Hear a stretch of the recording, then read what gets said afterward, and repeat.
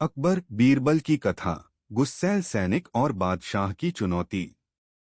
फतेहपुर सीकरी की सुबह हमेशा की तरह शानदार थी।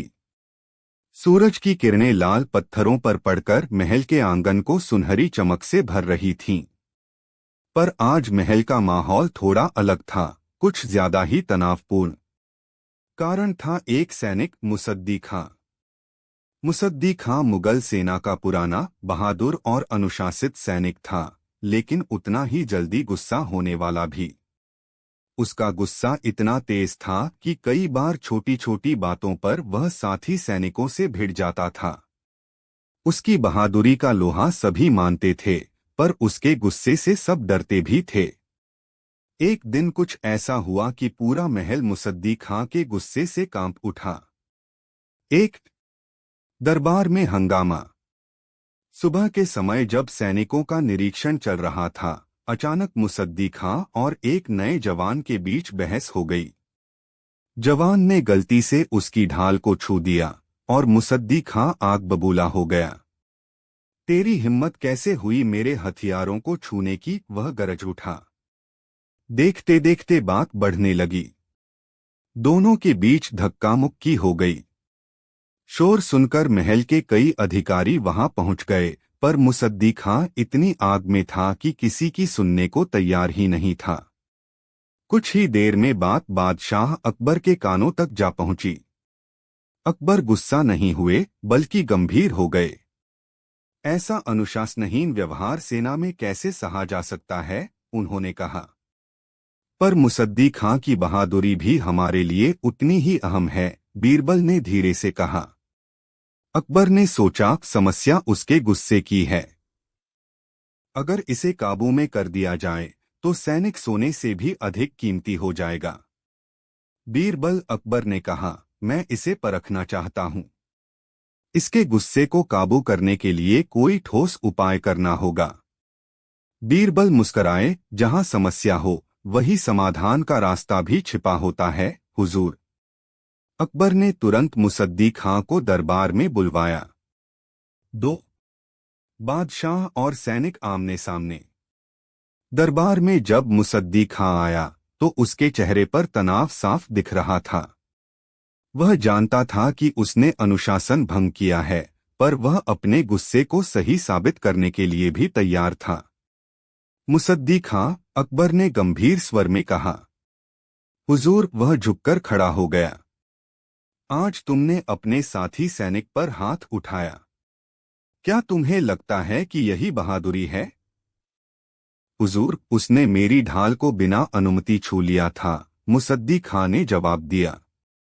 अकबर ने कहा, क्या केवल इतनी बात पर गुस्सा करना उचित था?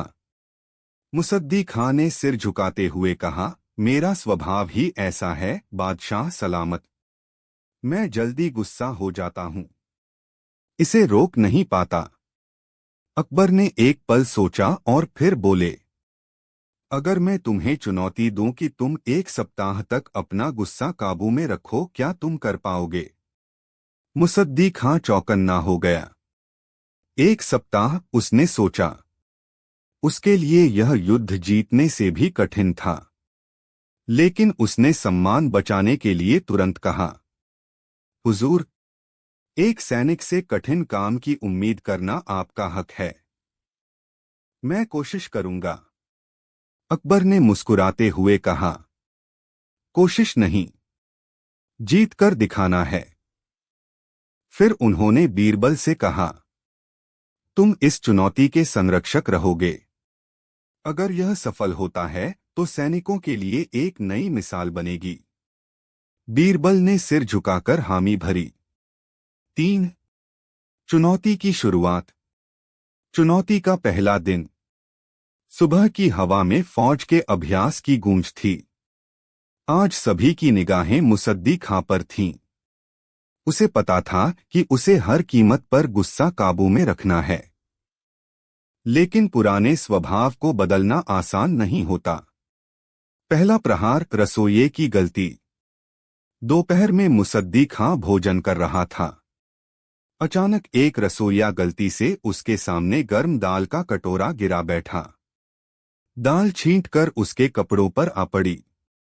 उसका गुस्सा पल भर में सिर तक पहुंच गया और वह चिल्लाने ही वाला था कि उसे अकबर की चुनौती याद आ गई। उसने आंखें बंद कीं, गहरी सांस ली और बोला, अगली बार ध्यान रखना। रसोइया डरते डरते भाग गया।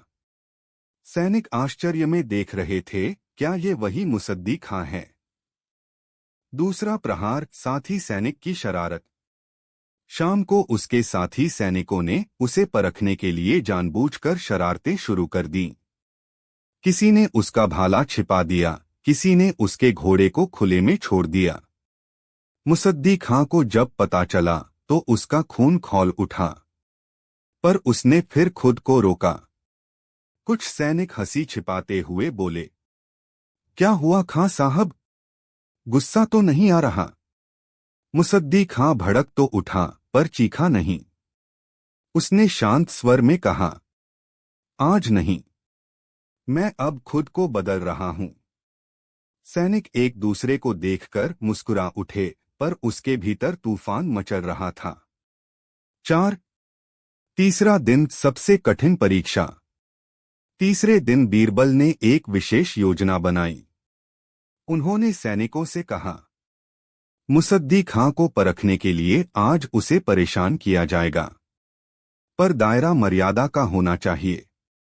बीरबल की योजना थी कि मुसद्दी खां को इतना उकसाया जाए कि उसका गुस्सा बाहर निकल आए, ताकि असली स्थिति समझी जा सके। बाजार में परीक्षा। मुसद्दी खां गश्त पर था। तभी कुछ व्यापारी उस पर झूठा आरोप लगाने लगे कि उसने उनकी दुकान पर धक्का दिया है। लोग इकट्ठा हो गए। कोलाहल बढ़ गया।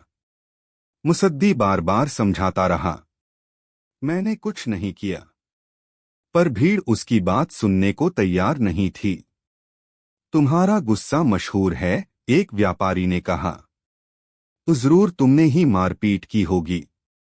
यह सुनकर उसे और तनाव हुआ। उसका हाथ तलवार की मूठ पर चला गया। लोग पीछे हटे, सबको लगा कि अब तूफान आएगा।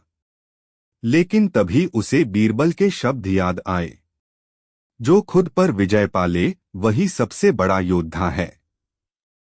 उसने तलवार से हाथ हटाया, गहरी सांस ली और शांत होकर कहा, अगर मैंने आपका नुकसान किया है तो मैं माफी मांगता हूं। भीड़ यह देखकर हैरान रह गई। बीरबल दूर खड़े सब दृश्य देख रहे थे। वे मुस्कुराए।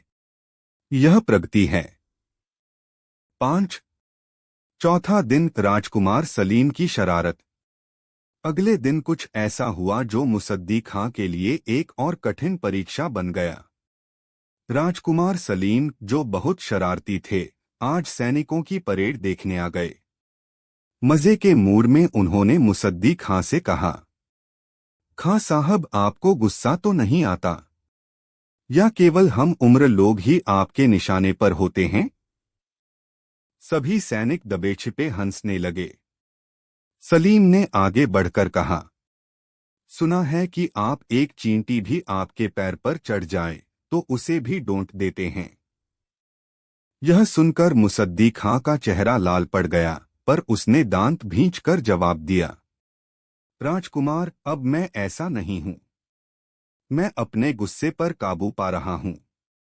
सलीम को भी आश्चर्य हुआ, पर उन्होंने मजाक जारी रखा, अगर इतना काबू है तो चलो मेरे घोड़े की पूंछ भी पकड़कर खड़े रहना। पूरी फौज में हंसी फैल गई। पर मुसद्दी खां ने गुस्सा पी लिया। जो आदेश दीजिए राजकुमार। सलीम चकित रह गए। उन्होंने बीरबल से कहा, वाकई बदल गया है। यह तो चमत्कार है। 6। पांचवा दिन, बीरबल की बुद्धिमानी। बीरबल अब मुसद्दी खां की मानसिक स्थिति समझना चाहते थे।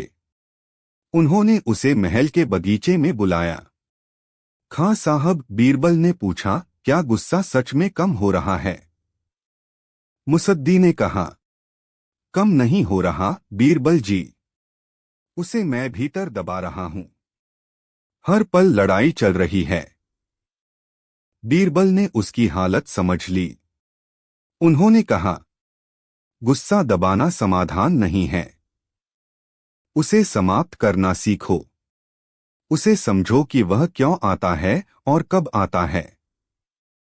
उन्होंने एक उपमा दी। मिट्टी का ढेर अगर दबाकर रखोगे तो फिर उभर आएगा, लेकिन अगर मिट्टी को पानी देकर खेत बना दो तो परेशानी खत्म। मुसद्दी खां ने पूछा, तो मैं क्या करूं? बीरबल बोले, हर बार जब गुस्सा आए उसे बाहर मत आने दो, बल्कि खुद से पूछो, क्या यह मेरे सम्मान को बढ़ाएगा या घटाएगा। यह बात उसके दिल में उतर गई। 7। छठा दिन, निर्णायक मोड़। अब केवल 2 दिन बाकी थे। मुसद्दी खां काफी शांत हो चुका था, पर असली परीक्षा अभी बाकी थी। सैनिकों की शरारत सीमा पार कर गई। शाम को कुछ युवा सैनिकों ने उस पर हद से ज्यादा मजाक कर दिया। उन्होंने उसके तंबू पर पानी फेंक दिया और उसके कपड़ों पर कालिख पोत दी। जब मुसद्दी खां लौटकर आया तो उसने सब देखा। उसके शरीर में गुस्से की लहर दौड़ गई। उसने चिल्लाते हुए कहा, यह बहुत हो चुका। सैनिकों को लगा अब तो युद्ध होगा, लेकिन तभी उसने खुद को रोक लिया, आंखें बंद कीं और बीरबल के शब्द दोहराए, गुस्सा बढ़ाएगा या घटाएगा सम्मान? उसने सैनिकों की तरफ देखा और शांत स्वर में कहा, तुम लोगों ने आज मेरा तंबू जलाया नहीं, बस यही राहत है। सोल्जर्स शर्मिंदा हो गए। उन्होंने तुरंत माफी मांगी। मुसद्दी खां मुस्कुराया, माफी स्वीकार। बीरबल, जो दूर से देख रहे थे, बोले, यही वह क्षण था जिसका इंतजार था। 8। 7वां दिन, परिणाम दरबार। 7वां दिन, सुबह का दरबार।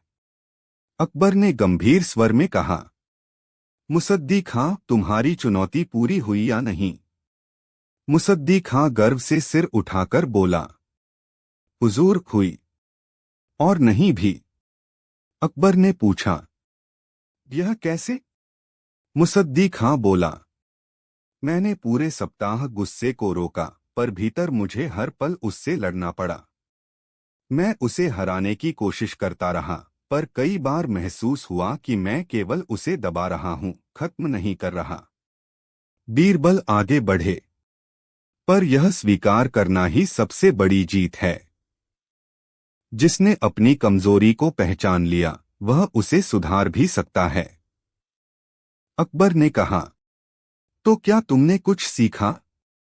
मुसद्दी खां बोला, हाँ हुजूर, मैंने सीखा कि गुस्सा बहादुरी नहीं है।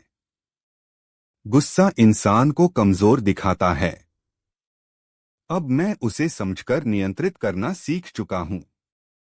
अकबर मुस्कुराए, बहुत अच्छा। अब तुम न केवल बहादुर सैनिक हो, बल्कि समझदार भी। पूरे दरबार में तालियां गूंज उठीं। 9। अकबर का इनाम। अकबर ने आदेश दिया, मुसद्दी खां को बहादुरी के साथ साथ धैर्य दिखाने के लिए विशेष सम्मान दिया जाए। वह सैनिकों के अनुशासन अध्यापक बनेंगे। मुसद्दी खां ने झुककर प्रणाम किया।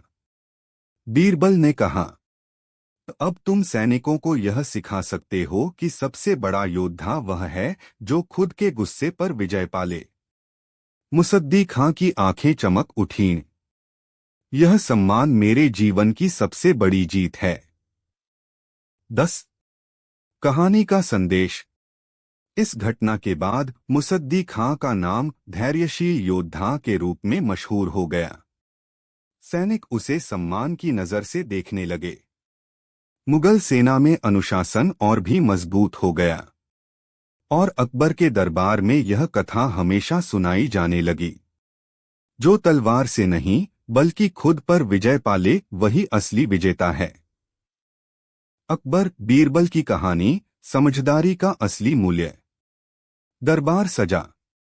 अकबर अपने सिंहासन पर बैठे और बोले, आज मैं आप सबकी बुद्धि और निर्णय क्षमता की परीक्षा लेना चाहता हूं। लेकिन पहले सब लोग दरबार के बाहर लगे बाजार में जाकर एक एक वस्तु लेकर आए। जो वस्तु सबसे अधिक मूल्यवान होगी उसी को पुरस्कार मिलेगा। सब मंत्री और सैनिक उत्साह से बाहर निकल गए। केवल बीरबल मुस्कुराते हुए बैठे रहे। दरबारियों ने सोचा, बीरबल तो हमेशा की तरह कुछ अलग ही करेगा। एक बाजार में अफरातफरी। राजदरबार के मंत्री, सूबेदार और सैनिकों में होड़ मच गई। कोई कीमती रेशम ले आया, कोई जड़ी बूटियां, तो कोई सोने चांदी की छोटी वस्तुएं उठा लाया। सब सोच रहे थे कि सबसे महंगी चीज ही दरबार में बिजी होगी। एक सैनिक तो एक बड़े से मोती का हार ले आया।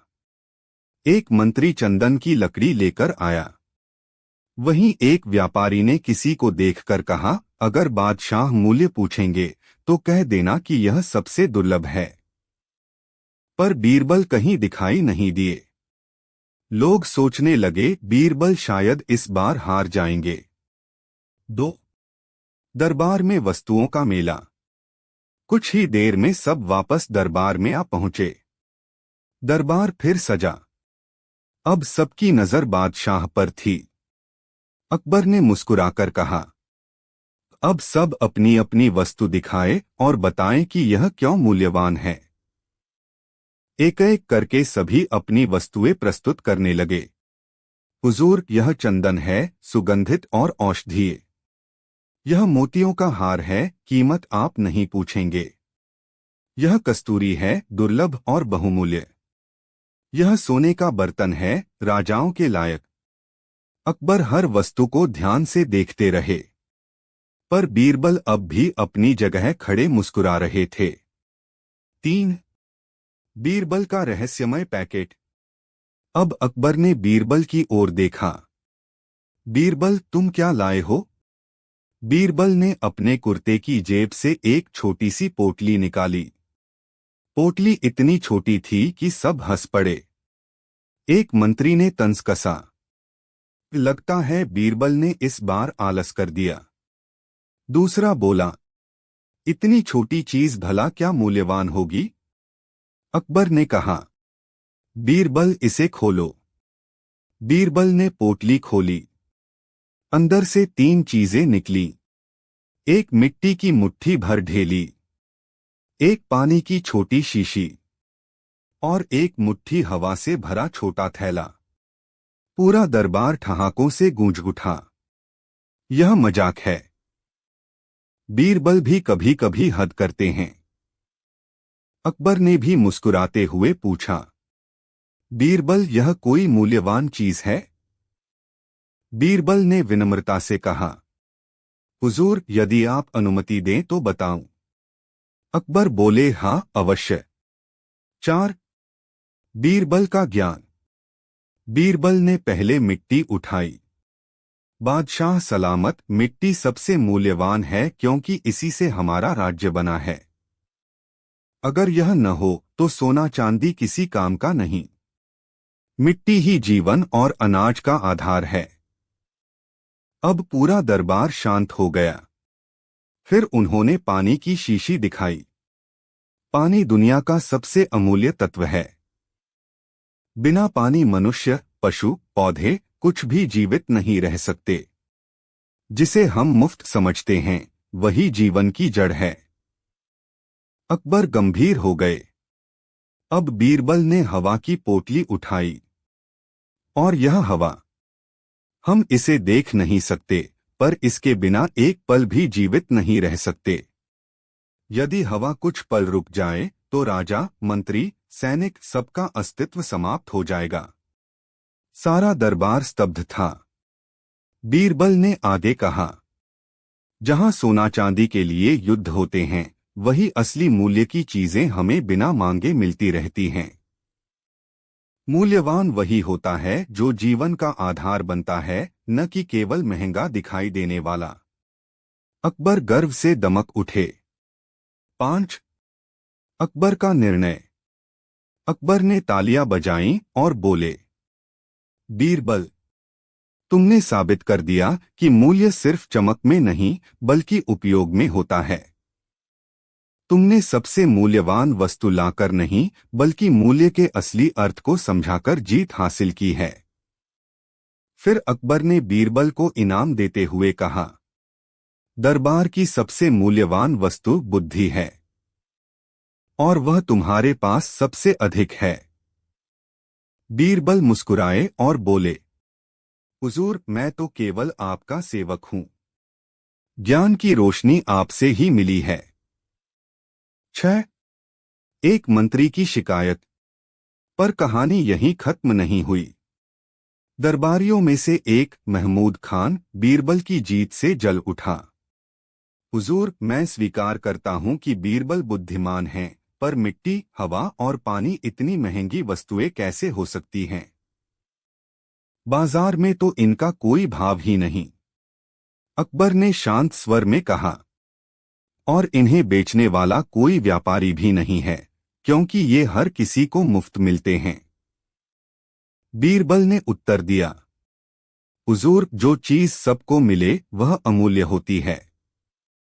अगर यह बिकने लगे तो दुनिया हथियारों से भी ज्यादा खतरनाक हो जाएगी। अकबर ने कहा, महमूद खान, तुमने सोने का बर्तन लाया। बताओ, क्या वह जीवन बचा सकता है? महमूद चुप हो गया। 7. बीरबल का दूसरा पहलू। अकबर ने अचानक पूछा, बीरबल, अगर ऐसा है तो तुमने हवा को थैले में क्यों भरा? वह तो सभी को मिलती है। बीरबल ने हंसते हुए कहा, हुजूर, ताकि दरबारियों को दिखा सकूं कि कभी कभी सबसे जरूरी चीजें भी नजर नहीं आती। लोग हवा को देखते नहीं पर जीते उसी से हैं। उसी तरह ज्ञान दिखता नहीं पर जीवन को दिशा वही देता है। अकबर खुश होकर बोले, दरबार समाप्त। पर आज से सब सीख लें, मूल्य का अर्थ चमक नहीं उपयोग होता है। 8. कहानी का संदेश। उस दिन के बाद अकबर ने एक आदेश निकाला कि राज्य में जल, भूमि और वायु की रक्षा की जाएगी, क्योंकि यही वास्तविक धरोहर हैं। बीरबल की पोटली की यह कहानी पूरे राज्य में फैल गई। लोग समझ गए कि कभी कभी साधारण चीजें ही सबसे बड़ी होती हैं। और अकबर ने मुस्कुराते हुए कहा, बीरबल, तुम न होते तो यह राज्य केवल शक्तिशाली होता, पर तुमने इसे बुद्धिमान भी बना दिया। अगर आप चाहें तो मैं नई कहानी, मजेदार कहानी या किसी खास विषय पर अकबर बीरबल की कहानी भी लिख सकता हूं। अकबर बीरबल की कहानी, कौन है सबसे बड़ा अपराधी? फतेहपुर सीकरी की सुबह नरम हवा और हल्की धूप से जगमगा रही थी। महल के आंगन में कबूतरों की कोमल गुटरगू गूंज रही थी। पर आज का माहौल कुछ अलग ही था। महल के सैनिकों में हलचल थी, दरबारियों में कानाफूसी चल रही थी और अकबर बादशाह के चेहरे पर भी गंभीरता साफ दिखाई दे रही थी, क्योंकि आज दरबार में एक ऐसा मामला आने वाला था जिसने पूरे राज्य को हिलाकर रख दिया था। एक दरबार में तनाव। दरबार सजा। अकबर सिंहासन पर बैठे। उनके दाएं बाएं मंत्री और सेनापति बैठे थे। आज का मामला था राजधानी में बढ़ते अपराधों को खत्म करने का। अकबर ने कड़ा स्वर अपनाते हुए कहा, दिल्ली और आगरा से शिकायतें आ रही हैं कि चोरियां बढ़ गई हैं। हमें जानना होगा कि इसके पीछे सबसे बड़ा अपराधी कौन है। सब लोग एक दूसरे को देखने लगे। कोई भी उत्तर नहीं दे पा रहा था। अकबर ने कहा, मैं चाहता हूं कि आज ही इसका समाधान निकले। ठीक उसी समय दरबार की ओर से एक नई खबर आई, हुजूर, एक चोर पकड़ा गया है। सभी सैनिक उसे घसीटते हुए दरबार में ले आए। चोर घबराया हुआ था। अकबर ने उससे पूछा, तू चोरी क्यों करता है? चोर ने कांपते हुए कहा, हुजूर, गरीबी है। परिवार पालना मुश्किल है। कुछ मंत्री बोले, झूठ बोल रहा है। ऐसे लोग बहाने बनाते हैं। अकबर ने कहा, इसका फैसला आज होगा। इसी वक्त बीरबल दरबार में प्रवेश करते हैं। उन्हें देखते ही अकबर का चेहरा थोड़ा शांत हो गया। बीरबल अकबर ने कहा, आज हम जानना चाहते हैं कि दुनिया का सबसे बड़ा अपराधी कौन है। क्या तुम यह बता सकते हो?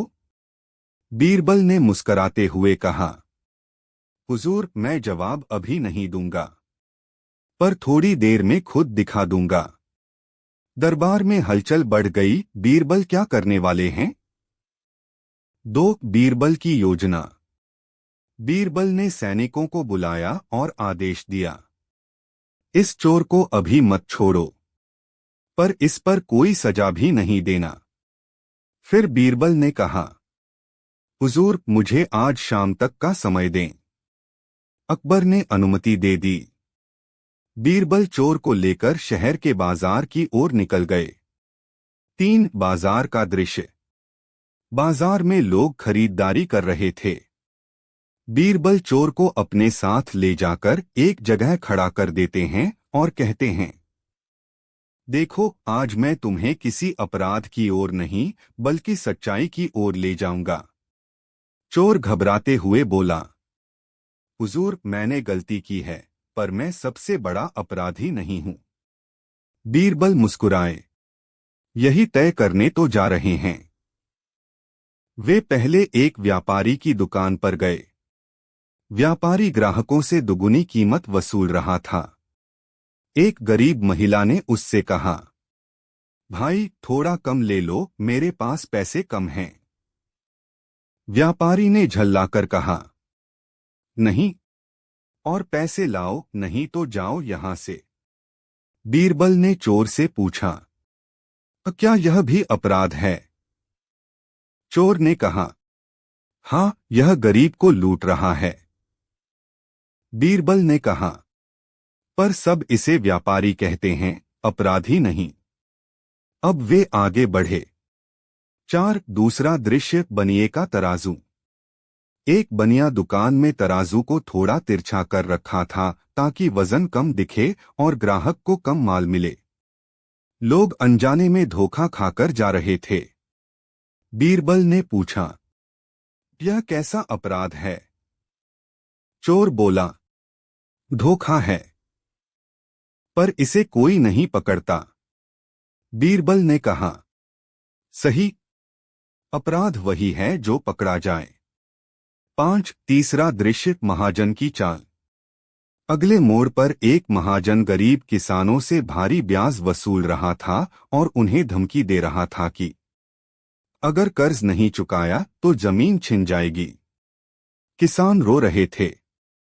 उनकी आंखों में बेबसी थी। बीरबल ने चोर से पूछा, क्या यह भी अपराध नहीं? चोर ने दुखी होकर कहा, यह तो चोरी से भी ज्यादा बुरा है, पर इसे प्रतिष्ठित कहा जाता है। बीरबल ने गंभीर स्वर में कहा, तो असल अपराधी कौन है? जो पेट पालने के लिए चोरी करे या जो लोगों की जिंदगी ही छीन ले? चोर चुप हो गया। महल में लौटना। शाम ढलने लगी। बीरबल चोर को लेकर वापस दरबार में पहुंचे। अकबर ने पूछा, बीरबल, अब बताओ, सबसे बड़ा अपराधी कौन है? बीरबल ने झुककर कहा, हुजूर, वह इस कमरे में खड़ा कोई भी हो सकता है, जो अपने कर्तव्य से मुंह मोड़ दे। अकबर चौंक गए। पूरे दरबार में सन्नाटा छा गया। बीरबल की व्याख्या। बीरबल बोले, आज मैंने बाजार में 3 तरह के अपराध देखे।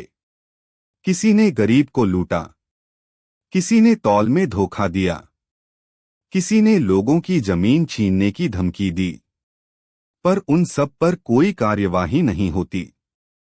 पर यह छोटा चोर पकड़ा गया क्योंकि वह कमजोर है। अकबर ने पूछा, तो फिर असली अपराधी कौन है? बीरबल ने उत्तर दिया, सबसे बड़ा अपराधी वह है जिसके पास शक्ति हो, पर वह शक्ति का गलत उपयोग करे या अपने कर्तव्य को न निभाए। पेट की भूख में चोरी करने वाला अपराधी नहीं, बल्कि वह व्यापारी, महाजन और अधिकारी जो जनता को धोखा देकर जीते हैं, वे असली दोषी हैं। दरबार में चर्चा शुरू हो गई।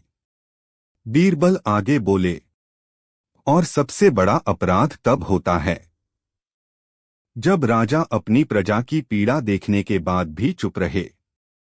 अकबर ने गहरी सांस ली। बीरबल के शब्दों ने उन्हें भीतर तक हिला दिया। 8 अकबर का न्याय। अकबर सिंहासन से उठे और बोले, आज से बाजार में होने वाले हर प्रकार के अन्याय पर सख्त कार्रवाई होगी। व्यापारियों के तराजू की जांच होगी, महाजनों के ब्याज नियम तय होंगे और गरीबों की शिकायतें सुनी जाएंगी। फिर उन्होंने चोर की ओर देखा। तुमने चोरी की, यह गलत है, पर इसका कारण गरीबी है। आज से तुम्हें राज्य की फौज में काम दिया जाएगा, ईमानदारी से जीवन बिताने के लिए। चोर रो पड़ा, हुजूर, आपने मुझे नया जीवन दे दिया। अकबर ने बीरबल से कहा, तुमने आज मुझे राज्य का असली आईना दिखा दिया। वास्तव में अपराध वह नहीं जो दिखता है, बल्कि वह है जो अनदेखा रह जाता है। बीरबल मुस्कुराए, हुजूर, न्याय केवल दंड देने से नहीं, कारण समझने से होता है। 9 कहानी का संदेश। उस दिन के बाद राज्य में व्यापारियों की मनमानी बंद हुई, महाजनों के अत्याचार कम हुए, गरीबों की सुनवाई होने लगी, और यह बात फैल गई कि बादशाह न्यायप्रिय ही नहीं, बल्कि संवेदनशील भी हैं। और अकबर ने कहा, धन्य हो बीरबल, तुमने साबित कर दिया कि बुद्धि तलवार से अधिक शक्तिशाली है। अकबर बीरबल की कहानी, गुस्सैल दरबान और खोया हुआ खजाना। आगरा का लाल किला अपने वैभव, अनुशासन और सुरक्षा व्यवस्था के कारण पूरे हिंदुस्तान में प्रसिद्ध था। महलों की दीवारों पर लगी संगमरमर की नक्काशियां, बड़े बड़े फाटकों पर प्रहरी और हर ओर फैली राजसी शान, इन सबके बीच एक सैनिक था जिसका नाम था जाहिद खान। जाहिद किले की सुरक्षा में तैनात एक ताकतवर पर बेहद गुस्सैल सैनिक था।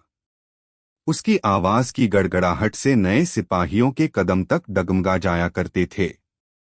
कोई जरा सा नियम तोड़ दे तो वह उसे ऐसी फटकार लगाता कि बेचारे की घिघी बंध जाती। उसकी इस आदत के कारण लोग उससे डरते तो बहुत थे, पर मन ही मन नाराज भी रहते थे। मगर वह अपनी कठोरता को अनुशासन का नाम देता था। दरबार में हलचल। एक सुबह मुगल दरबार में अचानक हलचल मच गई। महारानी की सबसे कीमती, विरासत में मिली मोतियों की माला गायब हो गई थी। यह माला कई पीढ़ियों से चली आ रही थी और उसकी रक्षा की जिम्मेदारी जाहिद सहित कई सैनिकों के पास थी।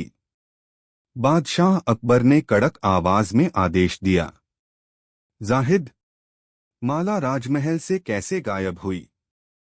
तुम तो कहते थे कि चिड़िया भी पर नहीं मार सकती। जाहिद ने भय और क्रोध के मिश्रण के साथ उत्तर दिया, हुजूर, मैंने किसी को भीतर नहीं जाने दिया। यह कोई भीतर का ही आदमी कर सकता है।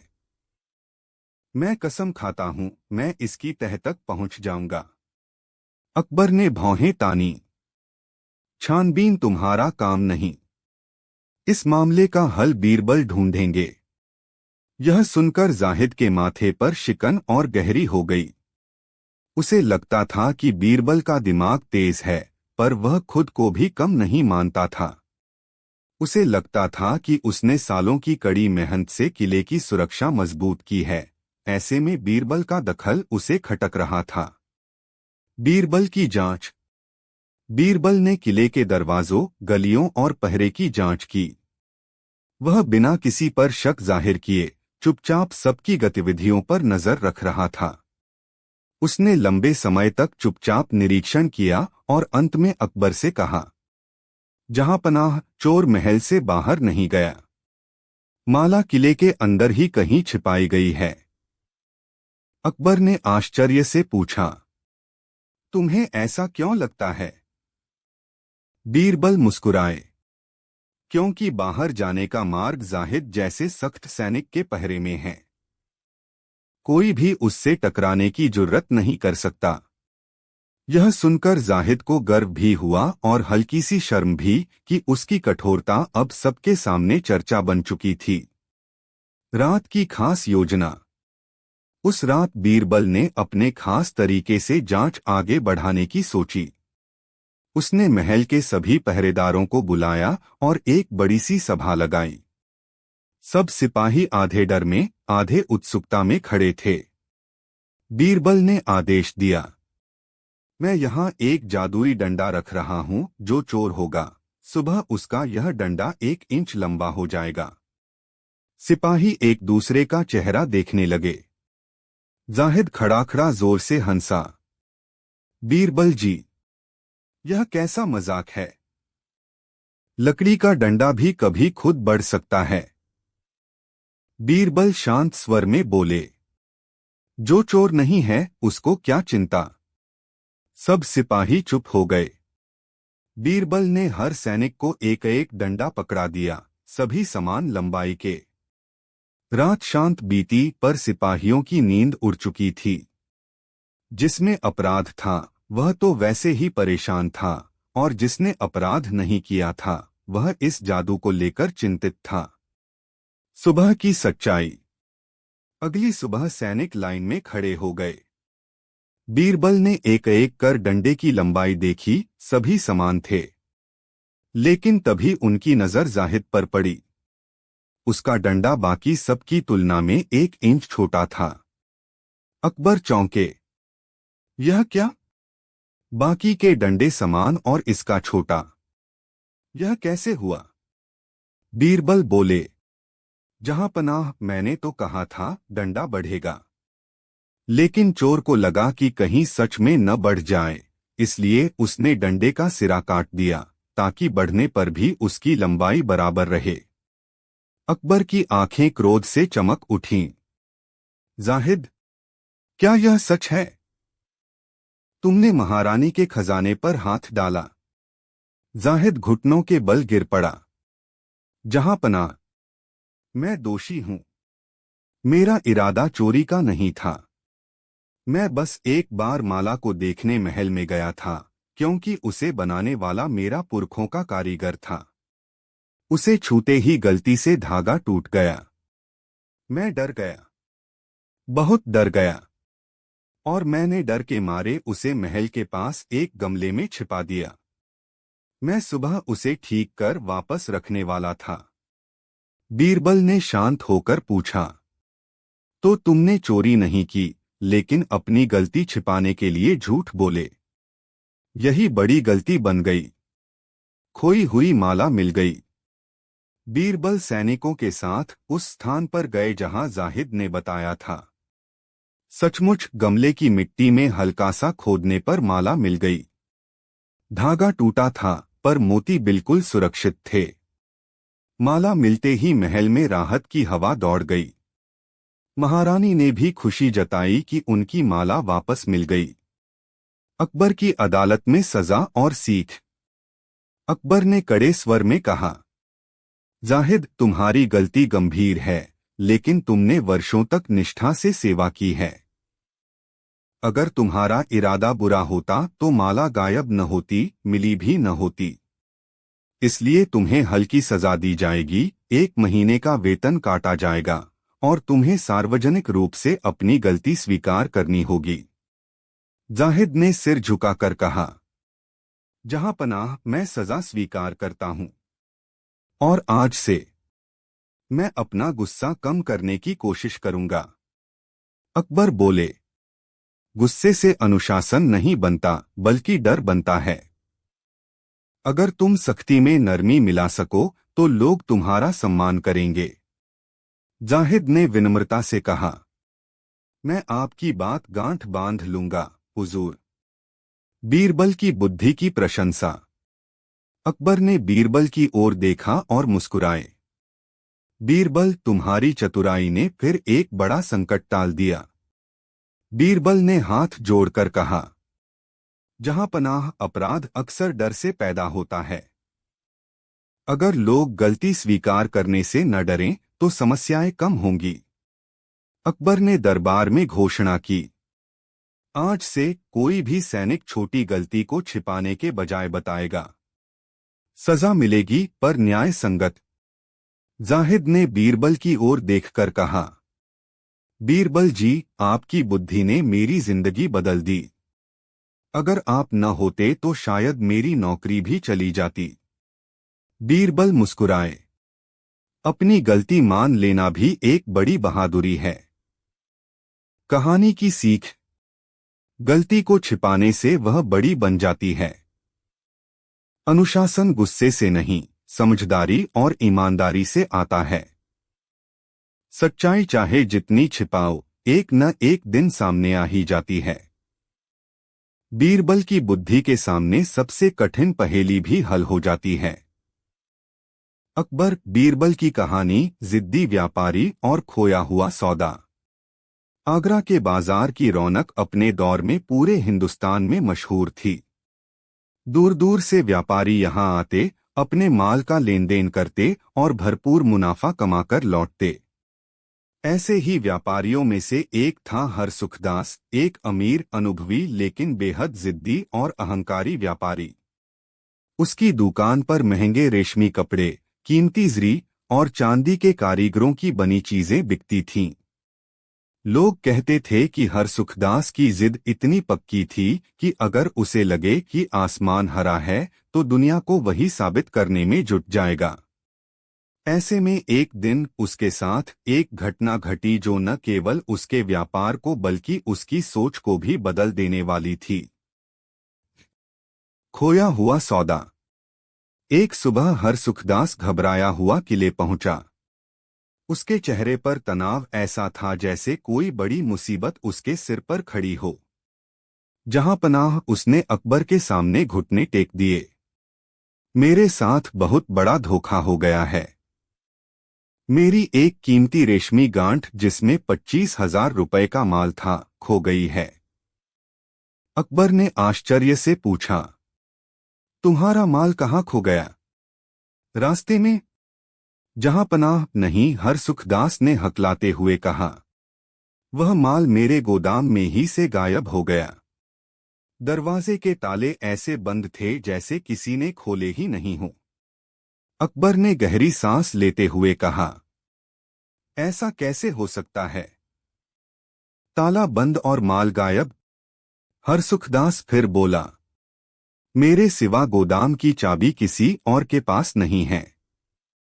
इसलिए मैं कहता हूं कि चोरी हुई ही नहीं। यह जादू है, हुजूर। जादू? यह सुनकर दरबार में धीमी हंसी की लहर दौड़ गई, लेकिन अकबर ने हाथ उठाया। शांत। इस मामले की जांच बीरबल करेंगे। जैसे ही बीरबल का नाम आया, हरसुखदास और भी बेचैन हो गया। उसे लगता था कि उसकी बात कोई नहीं समझ रहा। उसके चेहरे पर जिद की पुरानी परत साफ दिखाई दे रही थी। बीरबल की पहली जांच।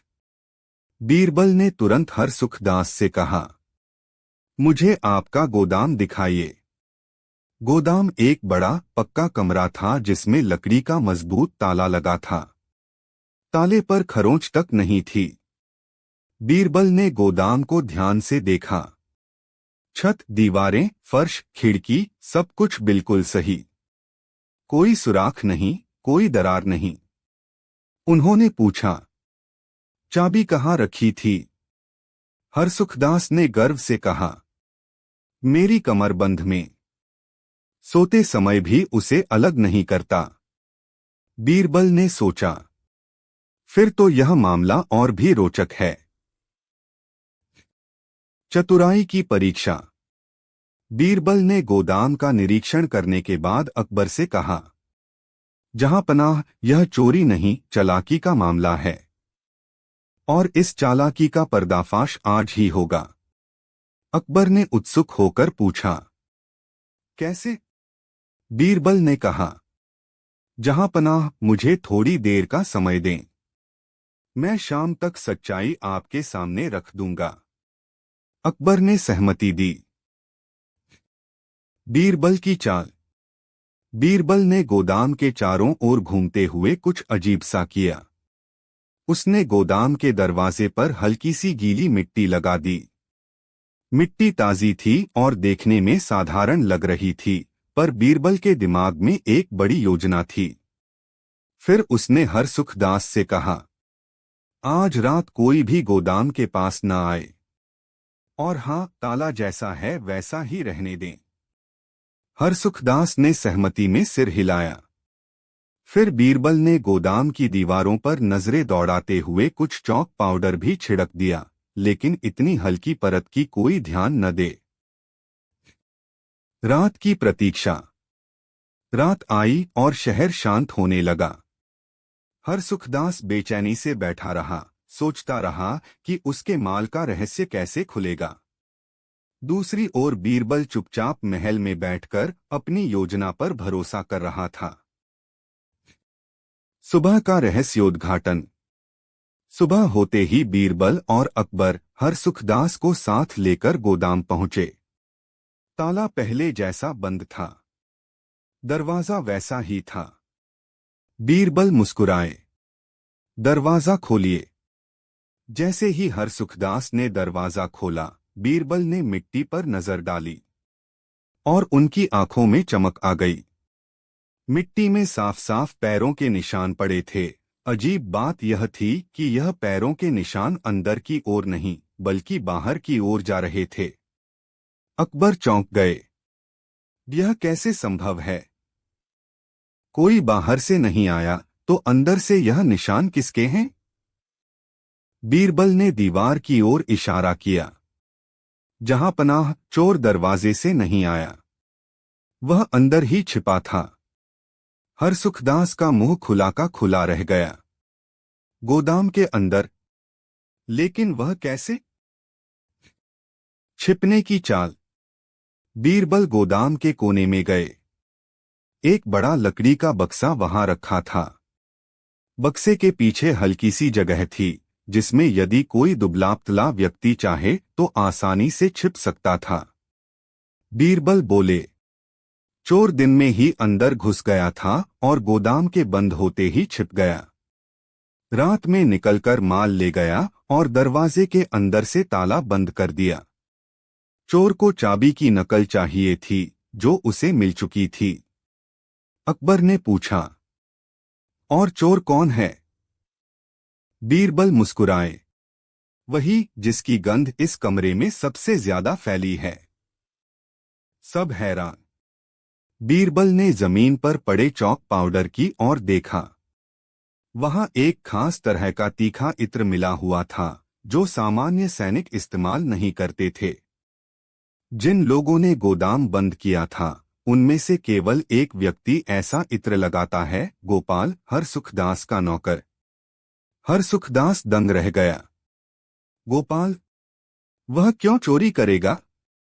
बीरबल ने दरवाजे के पास पड़े पदचिह्नों को देखते हुए कहा, क्योंकि उसे पता था कि आप जिद्दी हैं, और आपकी जिद को वह अपने फायदे के लिए इस्तेमाल कर सकता है। चोर पकड़ा गया। तभी सैनिक गोपाल को पकड़कर ले आए। वह रोते हुए बोला, मालिक, मुझे माफ कर दीजिए। मैं लंबे समय से आपकी बातों को सहते सहते तंग आ गया था। आपने कभी मेरी बात नहीं सुनी, हमेशा मेरी बेइज्जती की। इसलिए मैंने आपका बदला लेने का सोचा। हरसुखदास गुस्से से तमतमा गया। तुच्छ नौकर, तूने इतनी हिम्मत कैसे की? बीरबल ने कहा, हरसुखदास जी, गलती इसकी है, पर कारण कुछ आपका भी है। जब इंसान किसी को लगातार अपमानित करता है, तो कमजोर आदमी भी एक दिन गलत रास्ता चुन लेता है। अकबर ने आदेश दिया, गोपाल को 1 साल की सजा दी जाए और चोरी का सारा माल वापस लाया जाए। गोपाल को सैनिकों ने ले जाया। व्यापारी की जिद टूटी। हरसुखदास चुप था।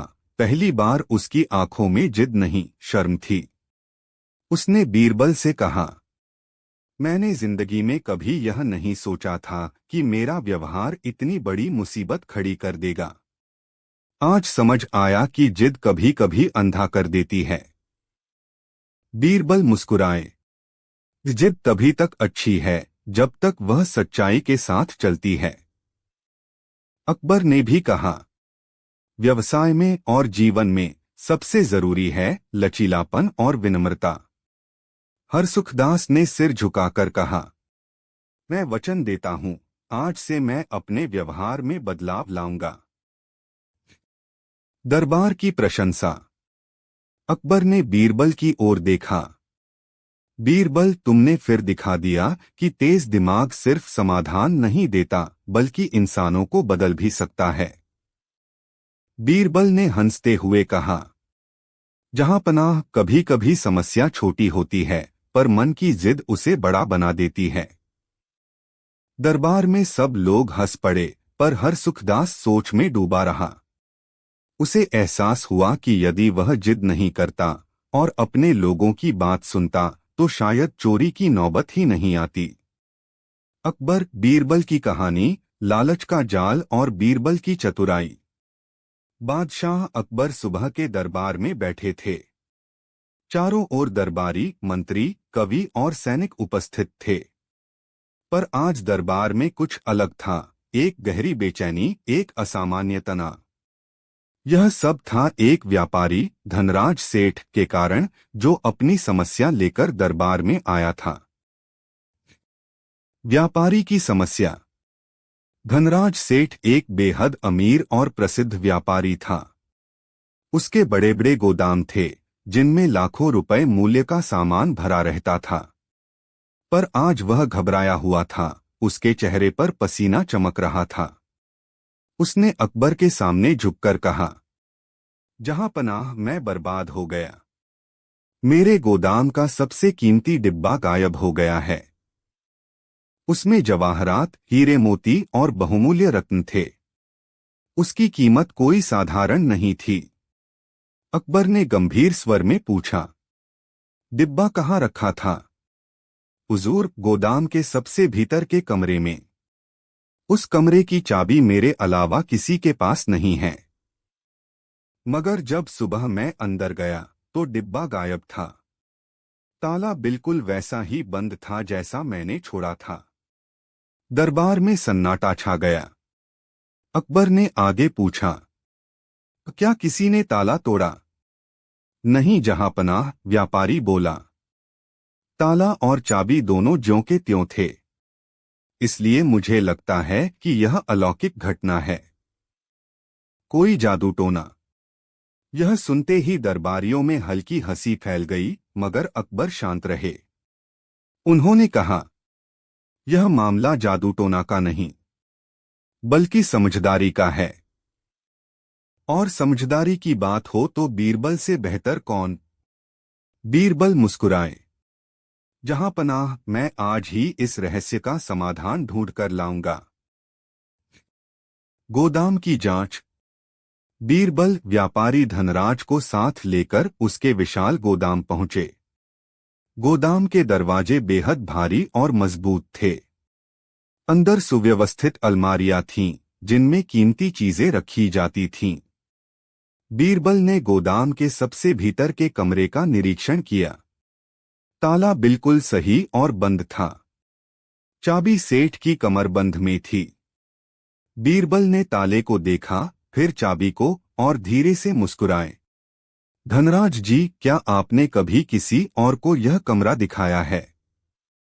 नहीं बीरबल जी, किसी को नहीं। और क्या आपके यहां नए नौकर आए हैं? सेठ ने थोड़ी देर सोचकर कहा, हाँ, 2 महीने पहले एक लड़का आया है, नाम है रघु। पर वह बहुत सीधा सादा है। बीरबल ने कमरे के कोने, दीवारों और छत को ध्यान से देखा। उन्हें कोई भी निशान ऐसा न मिला जिससे लगे कि ताला तोड़ा गया हो या कोई अंदर आया है। पर तभी उनकी नजर एक अजीब बात पर पड़ी। फर्श पर एक पतली सी रेखा, जैसे किसी भारी चीज को घसीटा गया हो। यह रेखा कहाँ तक जाती है? बीरबल बुदबुदाए। दीवार का रहस्य। बीरबल ने उस हल्की रेखा का पीछा किया और वह रेखा सीधे एक दीवार के पास जाकर गायब हो गई। दीवार बिल्कुल साधारण लग रही थी। बीरबल ने उंगलियों से दीवार पर थपथपाया। टक टक टक।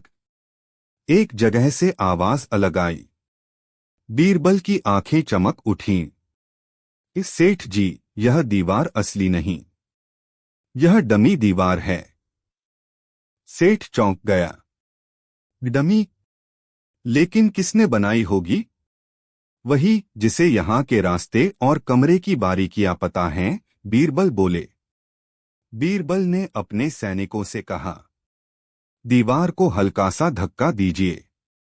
जैसे ही दीवार हटाई गई, एक छोटा सा गुप्त कमरा दिखाई दिया। और कमरे के अंदर वही गायब डिब्बा रखा था, हीरो मोतियों से भरा हुआ। सेठ खुशी से उछल पड़ा। मेरा खजाना! यह तो चमत्कार है। बीरबल हंसे। चमत्कार नहीं, चालाकी। अकबर भी वहीं मौजूद थे, जिन्हें बीरबल ने पहले ही बुला लिया था। अकबर ने पूछा, क्या तुम पता लगा सकते हो कि यह काम किसने किया? बीरबल ने सिर हिलाया।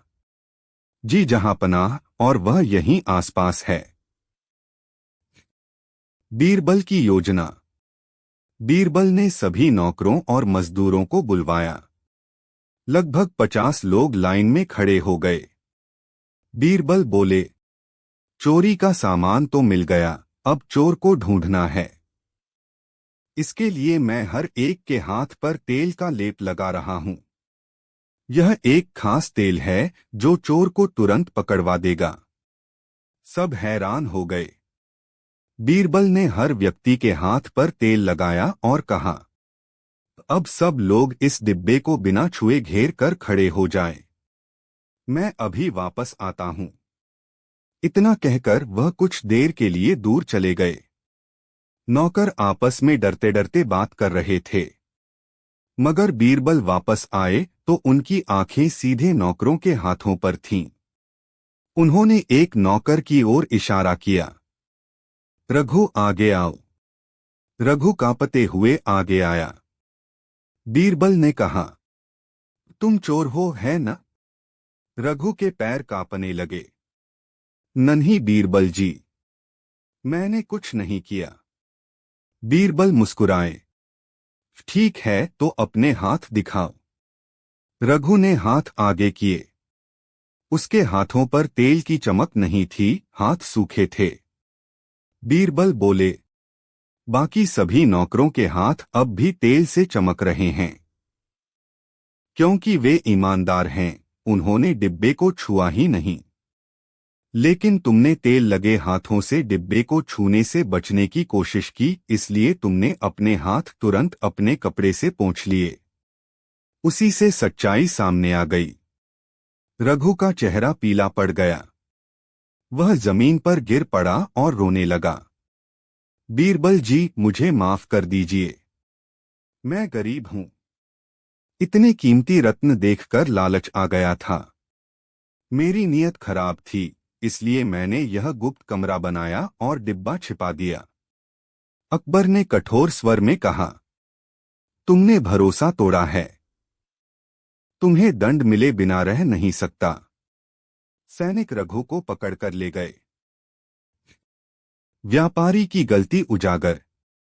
अब सबकी नजरें बीरबल पर थीं।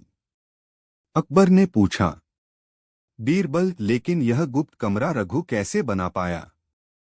इसमें तो बड़ा निर्माण काम लगा होगा। बीरबल मुस्कुराए। जहांपनाह, यह कमरा नया नहीं था। यह पहले से गोदाम के नक्शे में था। लेकिन सेठ जी ने इसे कभी ध्यान से नहीं देखा। लालच में वे इतने व्यस्त रहते थे कि गोदाम की असली बनावट भी उन्हें ठीक से नहीं पता थी। रघु ने उसी पुराने बंद कमरे का फायदा उठाया। धनराज सेठ शर्मिंदा हो गए। मैंने अपनी गलती से दूसरों को अवसर दिया। मेरी लालच ने ही मुझे अंधा कर दिया था। बीरबल ने विनम्र स्वर में कहा, लालच इंसान को भूल भुलैया में ले जाता है। चोर चाहे बाहर का हो या घर का, कमजोरी हमेशा भीतर से ही शुरू होती है। अकबर बोले, धनराज, अपनी सुरक्षा के प्रति जागरूक रहना सीखो। हर काम केवल धन पर नहीं चलता, बुद्धि और सतर्कता भी जरूरी है। सेठ ने सिर झुका दिया। जहां पनाह, आज से मैं इस बात का ध्यान रखूंगा। बीरबल की प्रशंसा। अकबर ने ताली बजाई और दरबार गूंज उठा। बीरबल, तुम्हारी बुद्धिमत्ता फिर एक बड़ी चोरी को रोक गई। तुमने न सिर्फ चोर पकड़ा, बल्कि इंसानों के लालच को भी आईना दिखा दिया। बीरबल हंसते हुए बोले, जहां पनाह, सच्चाई कभी न कभी सामने आ ही जाती है, चाहे वह दीवार में छिपी हो या दिल में। सभी दरबारी बीरबल की प्रशंसा करते रहे। धनराज सेठ ने बीरबल के चरणों में झुककर कहा, आज आपने मेरी संपत्ति ही नहीं, बल्कि मेरी समझ भी बचा ली। बीरबल बोले, समझ ही तो सबसे बड़ा खजाना है सेठ जी। कहानी की सीख। लालच इंसान को सच्चाई से दूर कर देता है। जो चीज जितनी कीमती होती है, उसकी सुरक्षा में उतनी ही सावधानी चाहिए। कभी कभी चालाकी नहीं, बुद्धि काम आती है, जैसे बीरबल की। गलती बाहर वालों से नहीं, अक्सर अंदर की कमजोरी से शुरू होती है। ईमानदारी का तेल हाथों पर भी चमक दिखा देता है।